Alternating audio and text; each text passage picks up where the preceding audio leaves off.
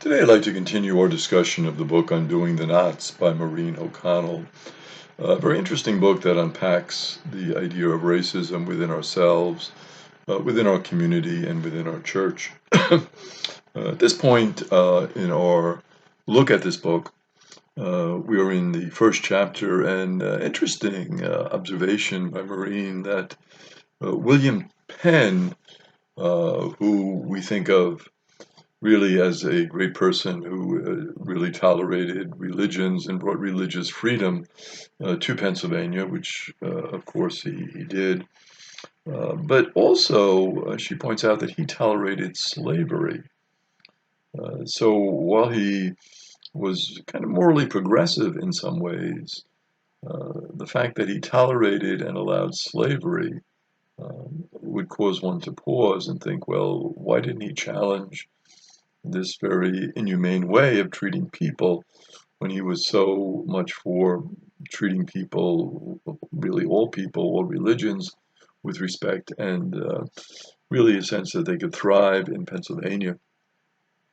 In 1847, and we're in a period now in the book where Maureen is reflecting on her one of her ancestors, Andrew Little, who lived in Pennsylvania in the 1820s. So this is within his lifetime. In 1847, the Pennsylvania Assembly banned slavery outright. So no slavery allowed in Pennsylvania as of 1847. So this is before the Civil War. As you can see, Pennsylvania in many ways becoming very progressive in the fight against slavery. Also, Maureen points out something that's very interesting. There was a group called the Redemptioners, and they were white indentured servants who were brought over from Ireland. And it's interesting, she points out, how they were treated versus how the black servants, slaves, were treated. And the difference was that after 3 or 4 years, these redemptioners, these white slaves, were given their freedom. So they could work for either 3 years, in some cases as much as 4 years, but then they were given their freedom.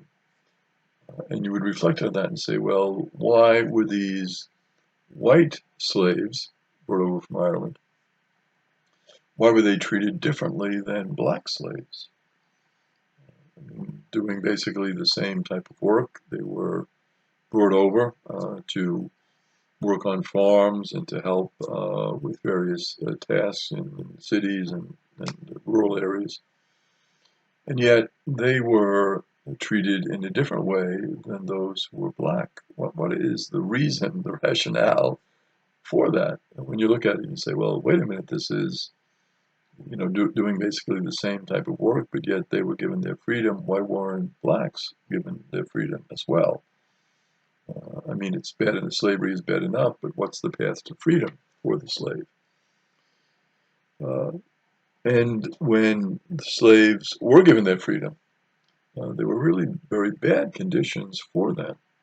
So not only was it difficult for them to achieve their freedom, but once they did achieve their freedom, their work possibilities, educational possibilities, social possibilities were limited.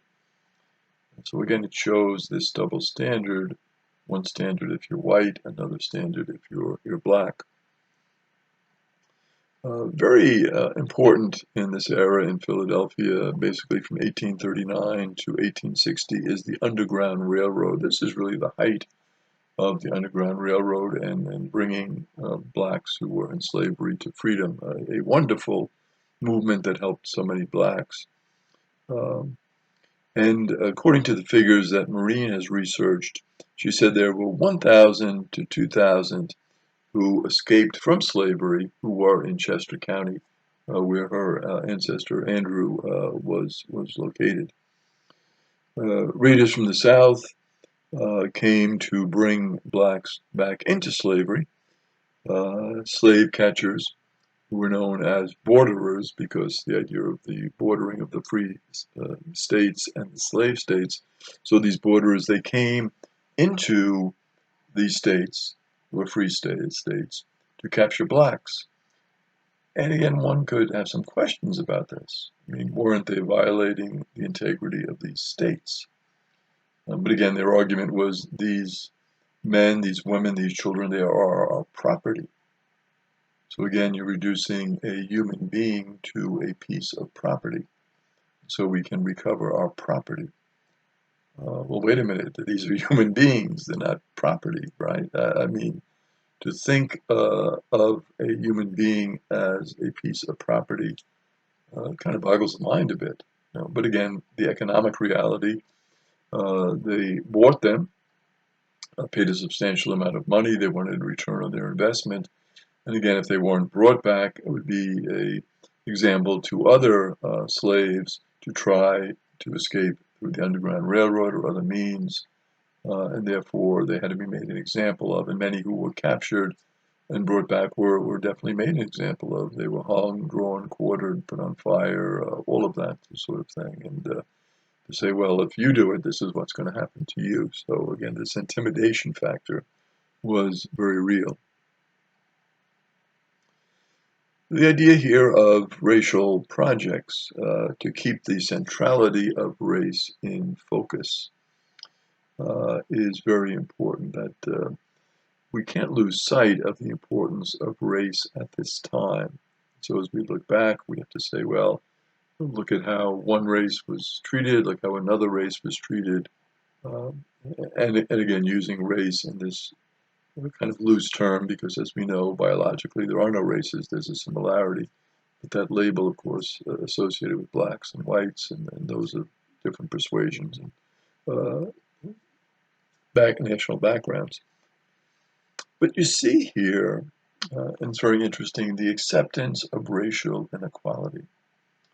The idea is very much being perpetuated at this time in many ways that blacks are inferior to whites. We see it in the treatment of those that are free. We see it in the treatment of those who were slaves. Some who were white were freed much earlier than those who were blacks, who weren't freed at all. So again, why this racial inequality? Does it have something to do with the color of one's skin?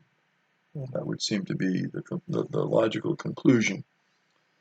There is no mention of black people in the parish records. So as Maureen was doing her investigation and looking into Andrews Parish, she was kind of struck by this. There were these slaves who were free. They came from the Underground Railroad. They lived in Chester County. Why wouldn't there be any mention in parish records of them? Why is there the silence with regard to those who were black? And that's a fascinating question. I mean, why the silence? You would think that here they are, they're coming into the county through the Underground Railroad. Why isn't there more mention of blacks at this time? I mean, there should have been certainly some description, mention, thought about those who were black, outreach to those who were blacks, evangelization of those who were blacks, but none of that seems to be a concern. There seems to be more silence than anything else.